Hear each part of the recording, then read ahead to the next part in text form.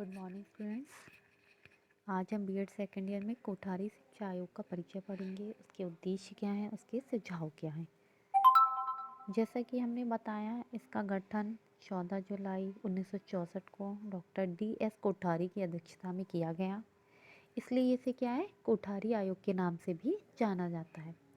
भारत सरकार ने इसके निर्माण के बाद यह विचार व्यक्त किया कि आयोग भारत सरकार को राष्ट्रीय शिक्षा नीति के निर्माण में सहायता और उचित सुझाव प्रदान करेगा।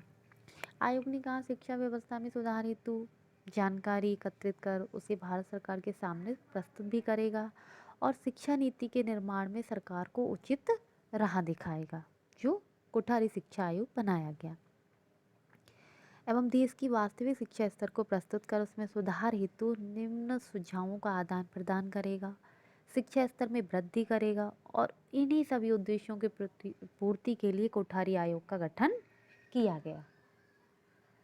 फिर तो कोठारी आयोग के उद्देश्य क्या थे? AIIMS of Kothari commission.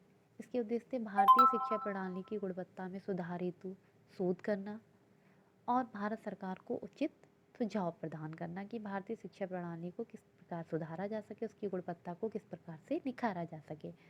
Bharat में शिक्षा नीति के निर्माण में सरकार को उचित सुझाव प्रस्तुत करना, उसे भारतीय शिक्षा स्तर में वृद्धि की जा सके, शिक्षा की कमियों को उजागर करना और उन कमियों के कारणों का पता लगाकर उसकी सूचना भारत सरकार के सम्मुख प्रस्तुत करना।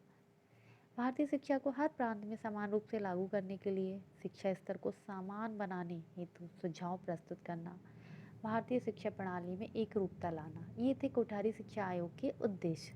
जिससे ज़्यादा क्या है कि भारतीय शिक्षा प्रणाली को और ज़्यादा निखारा जा सके।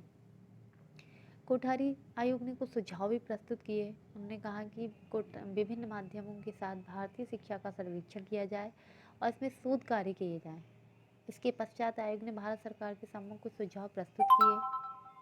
पहला था, उन्होंने पूर्व प्राथमिक शिक्षा जो है 1 से 3 वर्ष तक दी जाए, निम्न प्राथमिक शिक्षा 4 से 5 वर्ष तक की, उच्च प्राथमिक वर्षा 4 वर्ष की अवधि तक और माध्यमिक शिक्षा 2 वर्ष, उच्चतर माध्यमिक शिक्षा 2 वर्ष तक, स्नातक शिक्षा 3 वर्ष तक, परास्नातक शिक्षा 2 से 3 वर्ष और अनुसंधान शिक्षा 2 से 3 वर्ष।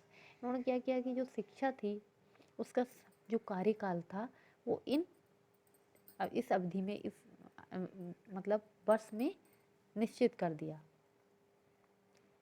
और इसके अंतर्गत कहा कि प्राथमिक एवं माध्यमिक शिक्षा 10 वर्ष की होनी चाहिए, उच्चतर माध्यमिक शिक्षा 2 वर्ष और व्यावसायिक शिक्षा 3 वर्ष की होनी चाहिए, कि इस तरह से शिक्षा को एक निर्धारित कार्यकाल के अंतर्गत पूरा किया जा सके, जिससे और ज़्यादा हमारी शिक्षा की गुणवत्ता, भारतीय शिक्षा की गुणवत्ता को और ज़्यादा निखारा जा सके, उसमें सुधार किया जा सके। इस तरह से स्टूडेंट्स, तो आज था हमारा भारतीय जो शिक्षा आयोग था कोठारी शिक्षा, उसका परिचय, उसके उद्देश्य और उसके सुझाव। आज के लिए बस इतना ही।